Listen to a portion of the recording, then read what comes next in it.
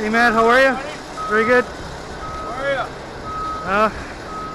I'll know when it's in the water. Fucking right, sir.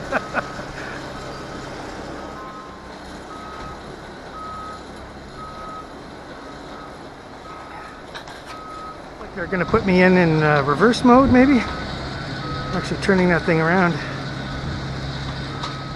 I don't remember if I put those fenders down enough. I think the one in the middle I did, but the one in the front I think it's up too high.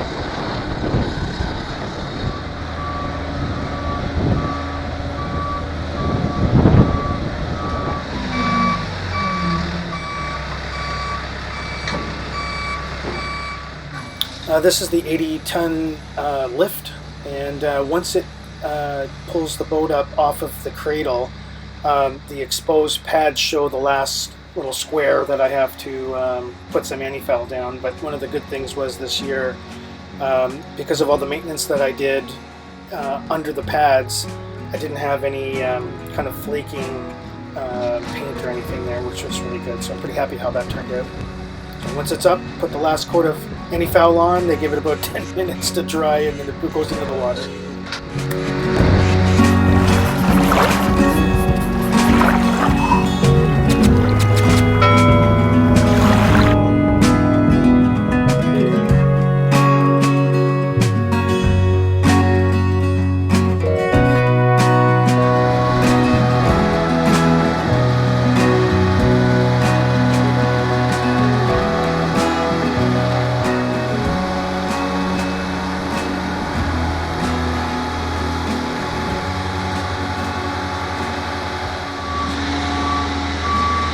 Try to start, see if it'll start.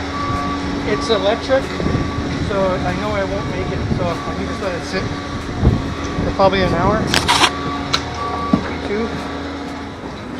Next year, take the last one going out and just stay here. Right? The last guy going in. Yeah. Every day. Oh, anyway, I didn't even know, I think. That'll work. I appreciate it, guys. On my launch day here, I was testing my batteries or checking the voltage, and it just seemed low, and I didn't feel comfortable motoring out. Just again, being first in the water, I just wanted to run some tests and then let the solar charge it here. So I asked the guys to just walk me over to the, I guess, to one of the docks here. So they just roped me over, pulled me over, and yeah, did a good job here tying me up.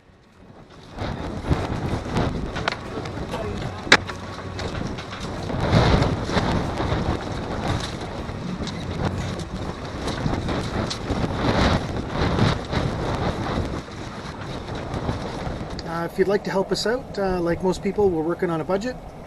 We set up a Patreon page. If you'd like to join the crew, we could use some better camera equipment. That's what we're going to largely use that for, to help keep us supported making videos. And if you also, a big help would be to comment, hit the notification button, subscribe, and give us a thumbs up if you like these videos. Thank you. Launch day here, and I was just checking. I had some water.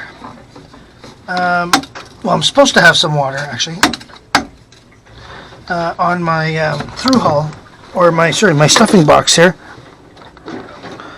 But I was thinking I was having too much water, so I'm trying to get just a drip.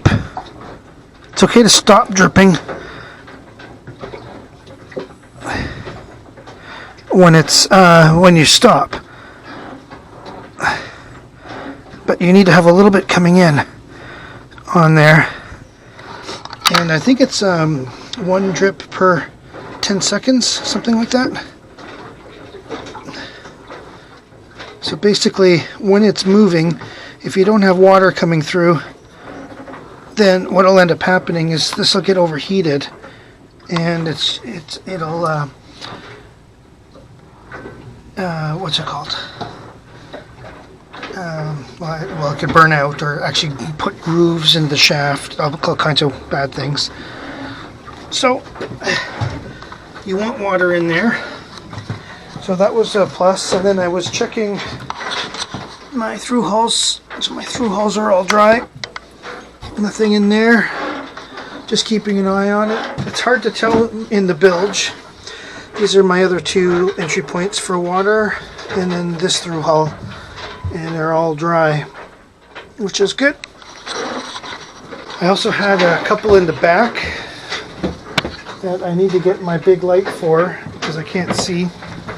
But basically, my yeah, this thing's not going to be bright enough. No, need my torch. So basically, back at the back, there's another stuffing box over the rudder, and I didn't get a chance to inspect it closely. But basically, you barely use it, so it should be relatively good. And the rubber was in good condition. I shouldn't say I didn't inspect it, because I did inspect it.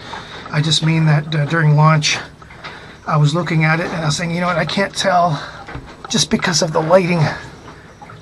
So I may want to try to do a couple things here to get that going. Well, amateur videographer mistake here. So I.